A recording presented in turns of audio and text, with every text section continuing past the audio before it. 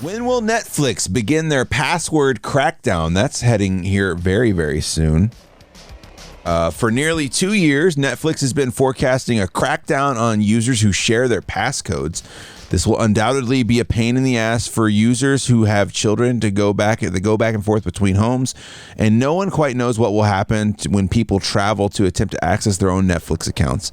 But the non-sharing days are soon to come, or at least one can expect a surcharge upon their usual Netflix plan price. This already happens on other services. So this shouldn't be a surprise. It's I guess Netflix is kind of just behind the game on cracking down on this as much as other places have. Other places just kind of did it out the gate, right? I'm not mad at Netflix. They're just getting ready to actually crack down on the password sharing. When will this day arrive? The streaming service has made noises on repeated occasion, possibly to test the waters, and it's certainly easy to see both sides of the issue. Netflix has been looking more closely at its own pocketbooks, and they recently revealed that widespread sharing of the accounts reaches the tune of 100 million or so subscribers.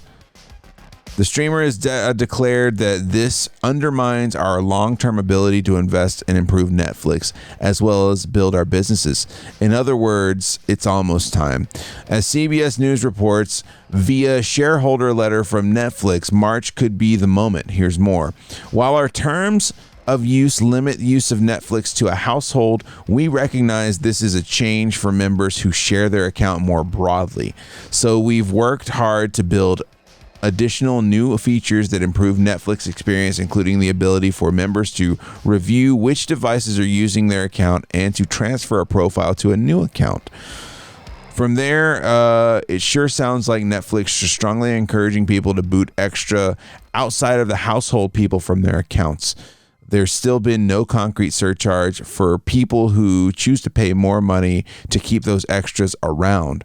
However, it's pretty clear that the days of riding one's Netflix account, their parents' account past the college years will soon come to an end, because Netflix must pay for more Henry Cavill movies. I'm not mad at them. They have garbage content outside of 2 shows and charge more than everyone else. I mean, I guess if it doesn't speak to you, it doesn't speak to you, right? Like, I don't know. I've had Netflix for a long time. I'm not a defender. I mean, we just use it. Try not to get their products stolen. Yeah, pretty much. I mean, they aren't the only game in town anymore. I kind of doubt they have the collection to keep up. I like a bunch of stuff on Netflix, but it's like, come on. Here's the thing. You either keep it or you don't, right? You either keep it or you don't, and you move on or you don't. People are used to the honey tree being the honey tree, and I can't really blame Netflix for holding people to their terms of service. Like, I don't know, other services protect themselves the same way, so it's not like I don't see the big deal, I guess. Well, it's an easy way to blame the password sharing thing when meanwhile they've dive bombed content wise, and people are leaving for cost per watchable content. But that's like the market, right? Like, they're not providing something. I mean, it seems like more fanfare for the shareholders than anything else. But that's just the market working itself out, right? Like, if you vote with your dollar. So if you don't like the content, you move into something else. So I mean, if their shit sucks to you, then you move on. I think this is more of a distraction, It's like J-Pod saying it's more of a way to be like, look here, while all this other stuff is going on. Like, look over here. All the streamers are crashing now. Too many services. I think that the strong services will survive and be fine. Disney Plus will be fine. Netflix will be fine. Hulu will be fine. Where it gets dicey is the network streaming services get a little dicey.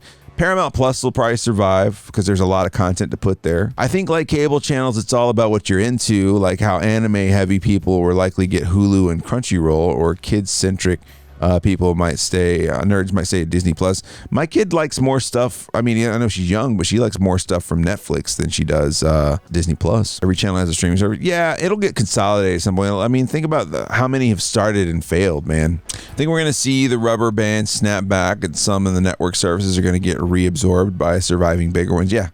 Because they'll go to where, like, if they're not making enough money off of their own shit, they'll just go somewhere people are gonna pay them for that. Here's what I'll tell you about Netflix. It has a great culture. Plays people above market. Plays people above market, or pays people above market, and takes care of their staff. but it costs dollars to do that. Yep, it does. Just like what we were talking about with tipping earlier. You know, if you want to eliminate the tipping culture, you got to be ready to pay more money. And I'm willing to do that. I wish they would advertise that a bit more. It would be nice, right? You get what you pay for. And if you're not getting what you're paying for, you leave.